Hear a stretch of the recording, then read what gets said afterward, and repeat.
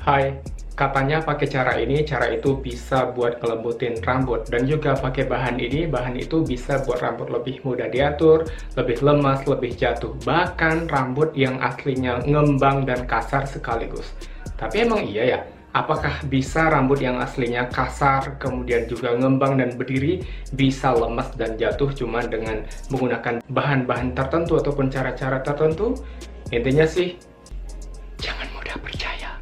So, di video kali ini aku nggak bakalan bahas tentang minyak kelapa, minyak argan, urang-aring, ataupun minyak-minyak yang lainnya. Karena dari beberapa video yang sebelumnya itu aku udah banyak banget buat tentang minyak-minyakan untuk rambut. Dan bahan-bahan yang bakalan aku bagikan ini gampang banget ataupun mudah banget untuk kalian temukan, yaitu adalah alpukat. Kenapa aku rekomendasiin alpukat ke kalian? Karena aku sendiri udah sering banget pakai alpukat ini. Tapi dulu dan sekarang akhir-akhir ini, belakangan ini aku jarang banget pakai alpukat. Kenapa? Karena aku beralih ke bahan-bahan yang minyak-minyak ataupun bahan yang terbuat dari minyak, dan sekarang aku mau explore lagi ataupun aku mau coba lagi pakai bahan-bahan yang bukan minyak, dan salah satunya adalah alpukat. Terlebih lagi setelah aku cek di headline.com, salah satu media kesehatan yang berpusat di Amerika Serikat, di artikel itu membahas tentang salah satunya alpukat gitu ya, dan di situ memang udah direview langsung oleh ahli medis, jadi bukan cuman ditulis oleh orang-orang yang sembarangan. Tapi aku nggak bakalan biarin alpukat ini sendirian, jadi aku bakalan cariin temannya dia.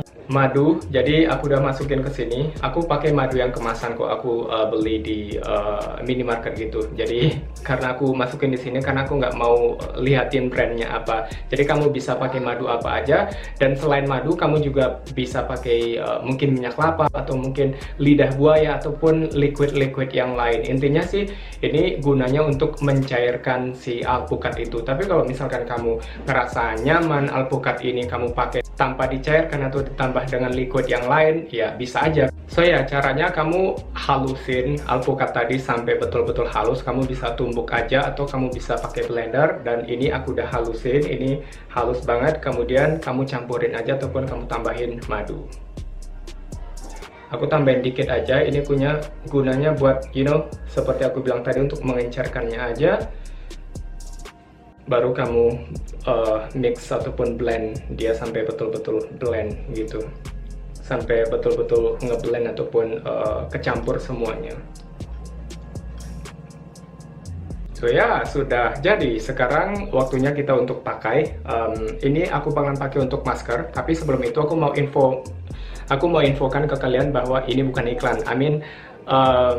Hasilnya nanti bakalan beda-beda di setiap orang. Jadi mungkin aja di kamu hasilnya itu kurang maksimal, atau mungkin ada hasilnya sedikit atau gimana pun. Kalau di aku pribadi ini hasilnya bagus banget. Cuman karena aku bilang sebelumnya tadi itu kenapa aku nggak pakai ini akhir-akhir ini, karena akhir-akhir ini aku pakai yang berbahan minyak-minyakan. Kemudian juga kalau misalkan rambut kamu itu yang kasar, aslinya memang dari faktor keturunan ataupun faktor genetiknya itu memang kasar, kemudian tebal dan juga berdiri gitu. Nah, itu mungkin agak bakalan susah. Aku nggak mau bilang kayak bohong hanya untuk buat konten gitu. Tapi bukan berarti juga cara ini nggak ada manfaatnya ataupun nggak bakalan bekerja sama sekali di kamu ataupun tipe rambut kamu apapun itu tipe rambut kamu, sedikit banyaknya nanti aku rasa bisa membantu. Tapi ya balik lagi, hasilnya bakalan tergantung dari masing-masing kamu. Ini banget ataupun tergantung banget dari jenis rambut kamu dan juga perlakuan kamu terhadap rambut. Karena kalau misalkan kamu tetap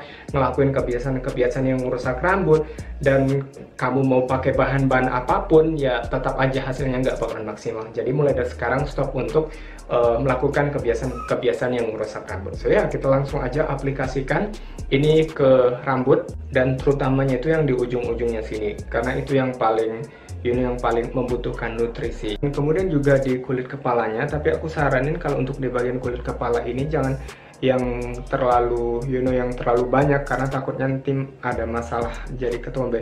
Aku saranin kalian tumbuknya itu betul-betul halus ya. Ini aku nggak halus banget karena aku tumbuk pakai tangan, karena aku agak susah untuk nyari blender kali ini. Nih, kebayangkan kalau misalkan kalian nggak tambahin air ataupun nggak tambahin bahan lain yang berbentuk cair, dia tuh bakalan nggak nyaman banget pas kalian pakai untuk masker. Dan mungkin banyak juga dari kamu yang bertanya kayak, Bang, kalau mau masker ataupun sebelum masker itu baiknya rambut dicuci atau enggak? Kalau aku pribadi sih enggak ya. Aku yang kayak nggak aku cuci, nggak aku bilas, nggak aku apa-apain sama sekali, aku pakai masker aja. Tapi kalau sebelumnya itu aku habis keringatan, ya aku bakalan bilas dulu rambutnya dengan air biasa aja. Dan setelah itu baru aku keringin, betul-betul kering, baru aku pakai masker. Dan kalau udah diaplikasikan ke semuanya, kamu tinggal diamin aja sekira 30-60 menit. Nggak perlu terlalu lama-lama juga sih dari itu, apalagi mungkin ada beberapa kamu yang berasumsi ataupun pernah nyobain kayak pakai masker itu yang semalaman gitu, yang kayak di bawah tidur gitu. Aku sayang banget belum nemuin informasinya secara medis apakah bagus kalau seperti itu ataupun bagus kalau misalkan dipakai lama-lama. Tapi akunya sendiri sih aku nggak nyaman kalau untuk dipakai buat tidur gitu, karena kan walaupun pakai shower cap ataupun pakai apalah ditutup di kepala, tetap aja itu nggak bakalan nyaman dan nanti maskernya bakalan keluar-keluar dan kena bantal dan segala macam. Jadi aku sarannya itu cuman cukup 30-60 menit aja. Dan ini aku bakalan diamin selama itu, dan setelah itu baru aku bilas, dan aku bilas pakai air biasa aja, nggak pakai shampoo. Kecuali kalau ini jadwal keramasku, aku bakalan bilas pakai shampoo. So, ini hasilnya setelah dibilas. Nggak bakalan langsung berubah ya, karena cara ini butuh proses ya. At least kamu harus rutinin selama 1 bulan, 2-3 kali dalam seminggu. Sekali lagi aku bilang hasilnya bakalan beda-beda di masing-masing orang. Dan aku juga bukan dokter dan juga bukan expert dalam masalah rambut. Semua berdasarkan pengalaman pribadi aku, ditambah dengan informasi medis dari sumber-sumber yang menurut aku terpercaya. So, ambil baiknya, buang buruknya. Thanks for watching, see ya!